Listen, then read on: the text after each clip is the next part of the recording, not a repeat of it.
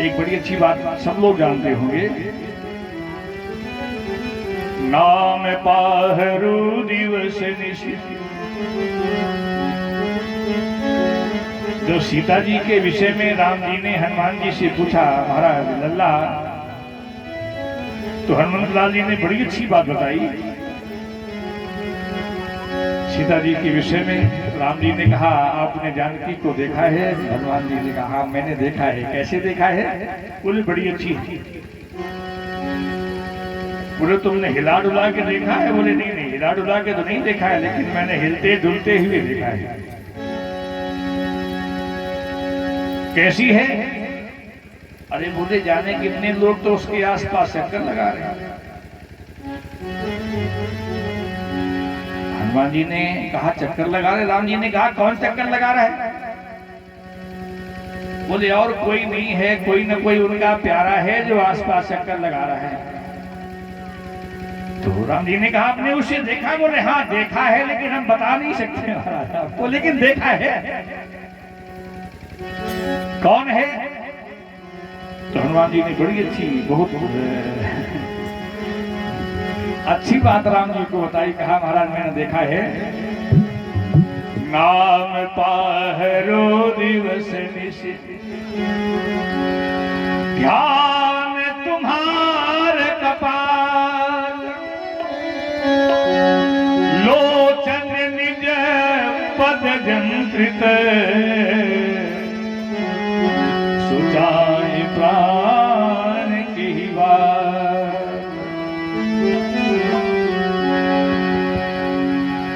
जानकी जी की प्राणों को निकलने का रास्ता नहीं मिल रहा है। क्यों? बोले आप ही का सुयोग है जो आसपास चक्कर लगा रहा है। आप यहाँ नहीं है, आप वहां हैं।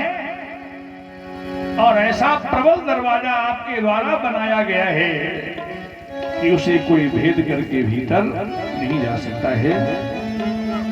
एक बात अपने और कही जाती है, अगर बाह्य और आभ्यंतर में आप प्रकाश चाहते हैं तो जी है देहरी द्वारा। वाणी का जो अग्रभाग है इसी में कुछ रखा जाता है, इसी में अच्छाई है और इसी में बुराई है। जैसे दियत पे दिया रखा जाता था, जैसे दूसरी भाषा में कहे जैसे देहली में दीपक रख दिया जाए जला करके, अब तो नहीं रखा जाता है। तो देहली वाले दिया से बाहर भी प्रकाश होता है और बाहर भी अंदर भी हो जाता है। वही दीपक, एक दीपक से जो घर को प्रकाशित करना चाहते हैं वो देहली में दीपक किनारे जला के रख देते हैं, तो अंदर वालों को भी प्रकाश मिल जाता है और बाहर वालों को भी मिल जाता है। और उसी प्रकाश में उनके सारे काम हो जाते हैं, चाहे व्यक्तिगत के काम हो, चाहे अंदर वालों के काम हो और चाहे बाहर वालों के काम। जब ज्ञान का प्रकाश किसी के माध्यम से किसी को दिया जाता है तो वो सब कुछ देख लेता है। व्यास जी को भगवान ने प्रकाश दिया और व्यास जी ने उस प्रकाश में भगवान को ही देखा। एक बात और ध्यान देना, अगर किसी ने कभी जीवन में सहारा दिया हो, कभी किसी ने हमें संबल दिया हो, किसी ने हमें सामर्थ्य दी हो, तो उसे कभी भूलना नहीं चाहिए। पता नहीं आगे काम पड़ जाए, सबको लेकर के चला जाता है। जिस परमात्मा ने सामर्थ्य दी, जिस परमात्मा ने शरीर दिया, व्यास जी ने ज्ञान के दीपक के प्रकाश में अगर किसी को देखा है तो उसी को देखा है जिसने इनके ऊपर कृपा की। और जब उसे देखा तो क्या दिखाई पड़ा? व्यास जी लिखते हैं, सत्यम परम धीर। उस परमात्मा ने इतने सारे लोगों को हमारे जैसा बनाया है। कोई संत है, कोई विद्वान है, कोई गृहस्थ है, कोई विरक्त है, कोई शिशु है, कोई तरुण है, कोई वृद्ध है। हमने इन लोगों को उन व्यवहारों से ओतप्रोत देखा है जिसके विषय में मैं कल्पना नहीं कर सकता था। एक छोटे से बच्चे को मैंने भगवान की साधना करते हुए देखा, एक तरुण व्यक्ति को जिसे संसार के काम में लगा होना चाहिए था, उसे मैंने भगवान की साधना करते हुए देखा। एक वृद्ध व्यक्ति को मैंने भगवान की साधना करते हुए देखा। कराने वाला तो वही है। वृद्ध ने भी साधना की, जवान लोगों ने भी साधना की, बच्चों ने साधना की। और जब उन लोगों के अंदर मैंने झांक करके देखा, कोई विद्वान है और कोई विदुषी है, कोई स्त्री के वेश में है, कोई पुरुष के वेश में है, कोई पशु के वेश में है, कोई पक्षी के वेश में है, कोई तृण के वेश में है, कोई वृक्ष के वेश में है, कोई जल के वेश में है।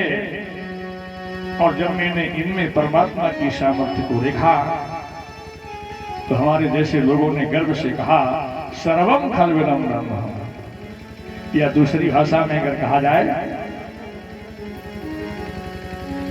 हरि व्यापक सर्वत्र समाना।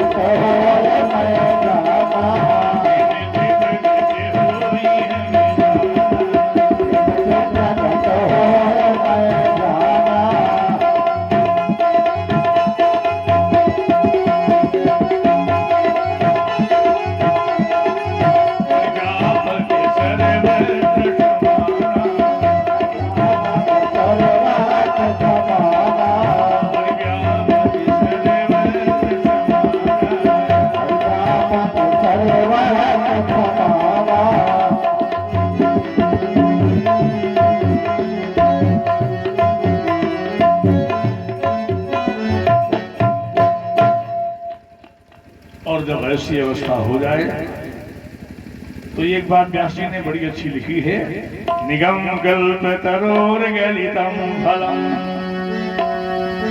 सुख मुखादमृत प्रवशयुदा पिबत भागवतम रसमालयम् मुहुर्मुहुः विभाव का।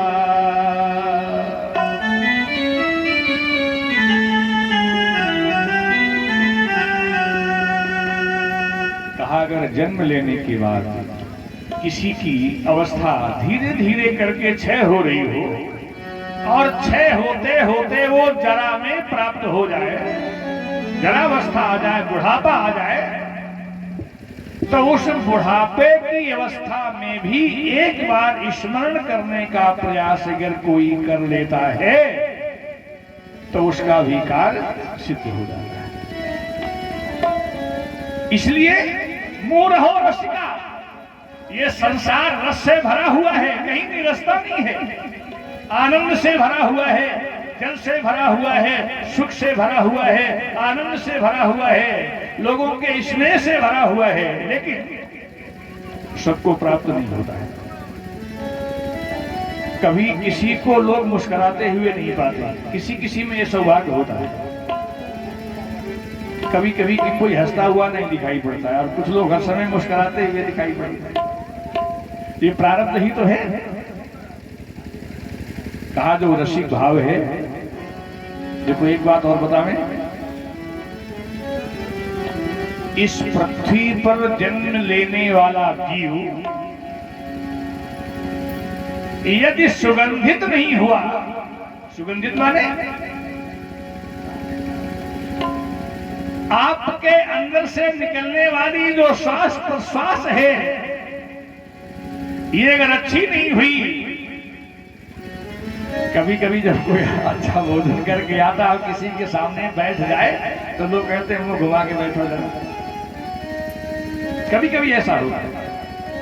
और अगर कोई ऊपर से इत्र इत्यादि का स्प्रे वगैरह मार के अगर चला जाए, लोग कहते बैठो बैठो बैठो, अच्छा लग रहा है।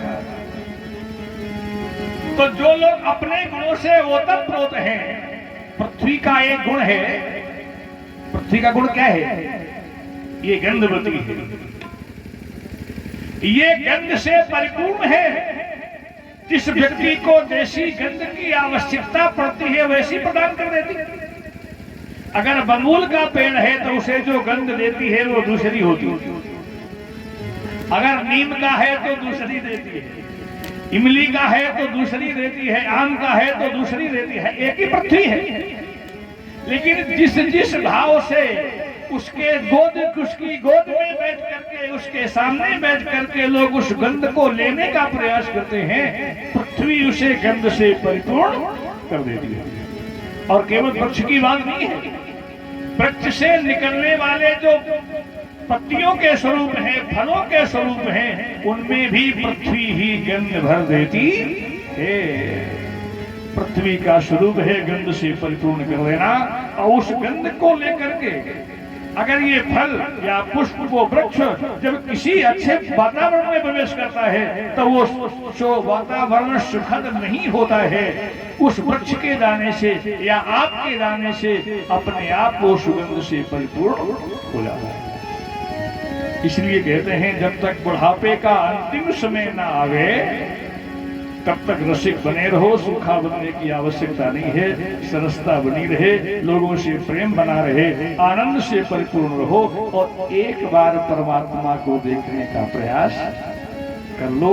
तो यहाँ से जाने के बाद फिर लौट के आना नहीं है। कहाँ आएंगे पता नहीं, अगर गांव में भी आएंगे तो किस घर में फेंके जाएंगे ये पता नहीं, क्या बन करके आएंगे ये पता नहीं है। इसलिए जो बने हैं उसी को बनाने का ही प्रयास करना चाहिए। सुखदेव जी का माध्यम आगे कथा में आता है। सूत जी कहते हैं ऋषियों ने में बैठ करके सूत जी ने सौनकादिक 88,000 ऋषियों को एक कथा सत्र का आनंद दिया है।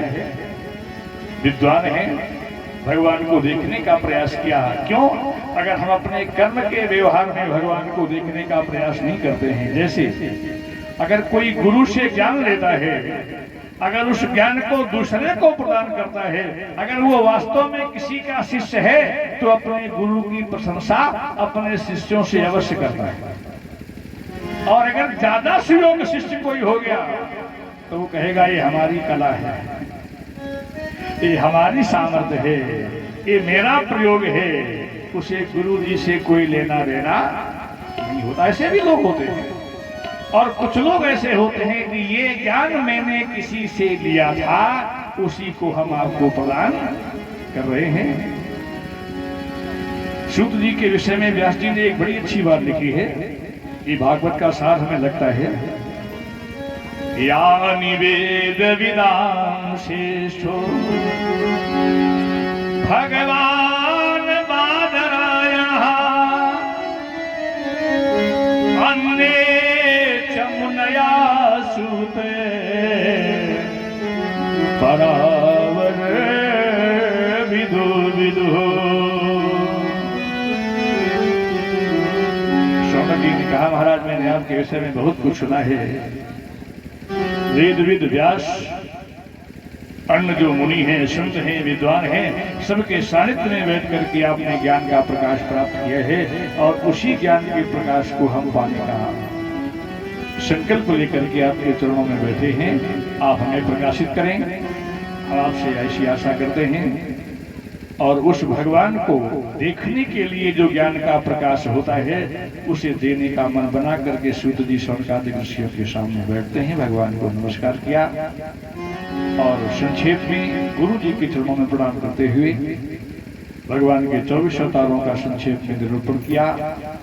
व्यास के मन में उद्विग्न भाव आता है।